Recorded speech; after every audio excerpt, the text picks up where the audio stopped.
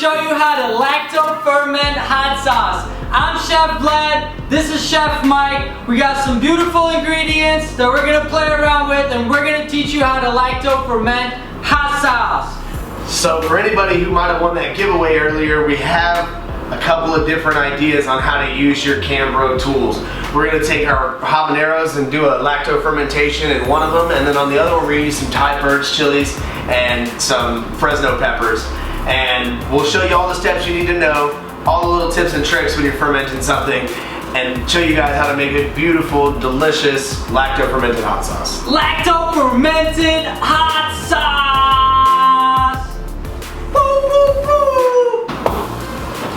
So we're going to teach you how to lacto ferment a few different things today. Mainly peppers. We want to make some hot sauce out of it, and everybody knows fermentation creates that just extra funky umami flavor that you don't get otherwise.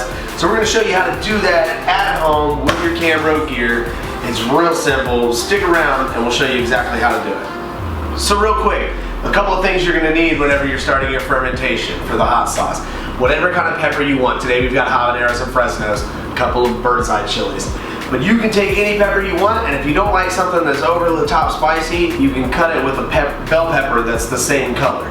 Now, a couple other things you're going to need is some vinegar for your hot sauce, some onions, some shallots. We got some cilantro in the fridge. Just a couple things to add a little extra flavor into that fermentation. It's real simple, 2% to the weight salt and sugar. Hit it with some water. We're going to dissolve that in some hot water. Cover the peppers, and then we wait. You also don't want the water to be too hot because it will cause steam, which will ruin your fermentation. It will cause everything to go bad.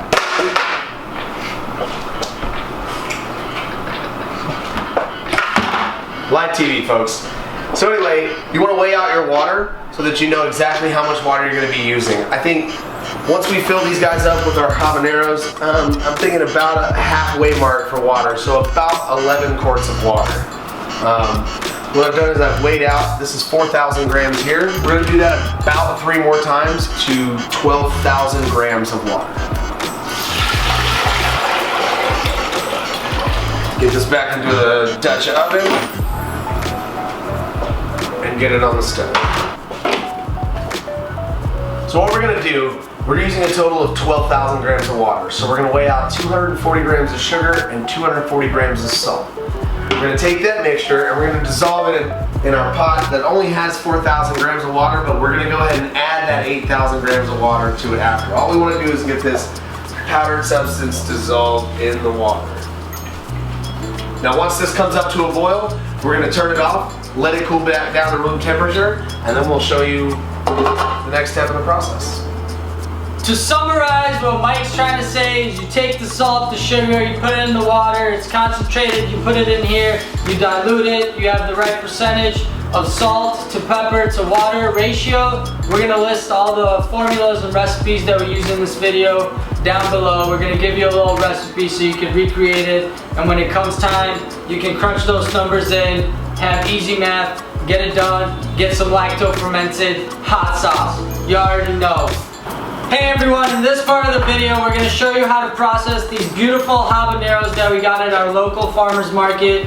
Mike's going to take over, he's going to tell you what we do to the peppers and why. So the first thing you're going to want to do is just to remove the stem tops. Now, if you're just fermenting the habanero, there's really no need. But since we're using it for a hot sauce, I want to go ahead and take them off. That way I don't have to worry about getting rid of them once I blend them in my Vitamix. So what I'm going to do is just take the tip right off the top of the pepper, and then I'm going to slice them in half long ways. Now if you want a little bit less heat in your pepper, if you want a little bit less heat in your hot sauce, you can go ahead and remove the ribs and the seeds from the pepper, but I like a little heat because, I mean, it's hot sauce, right?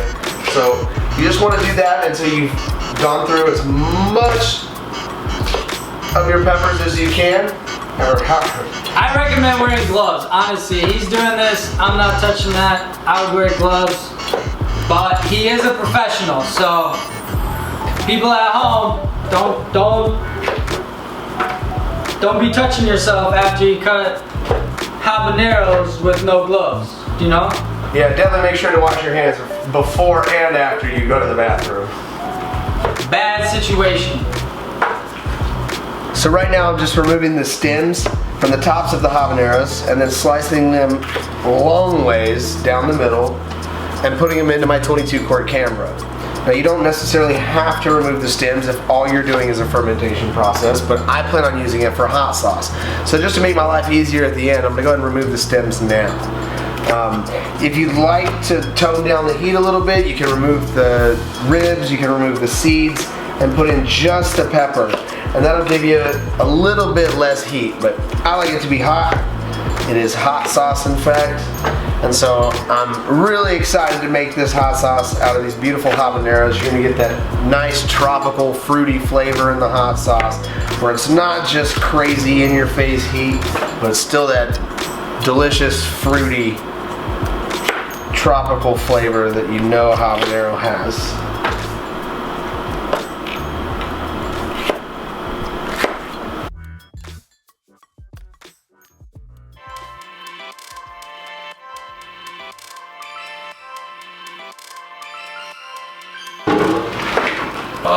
Love Cambros. Cambro gang. Alright, the water, the salt did its thing, completely dissolved, clear, ready to go in there. But before you do that, since it's hot, you want to let it cool down to at least room temperature. You don't want to kill any of the active and natural fermenting lactobacillus that's already in the habaneros. So, yeah.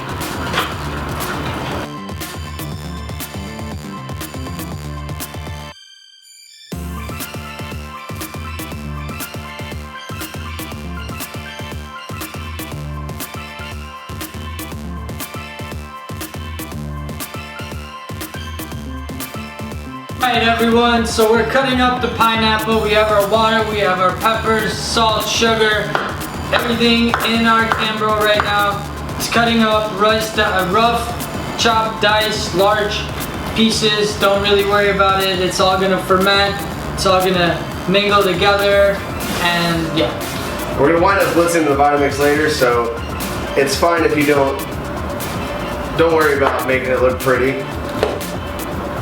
Just cut it into little chunks or strips. Whatever tickles your pickle.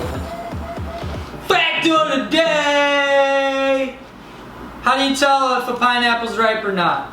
Well, if the inside center leaves come out, it's ripe. If it doesn't, then it's not. Boom! Pineapple fact of the day.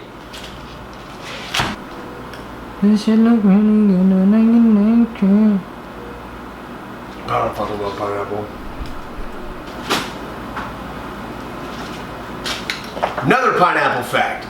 Did you know that if you cut the top off your pineapple and plant it in the ground, it'll grow a pineapple in 5 years? But it's a lot of work and you only get one pineapple every year.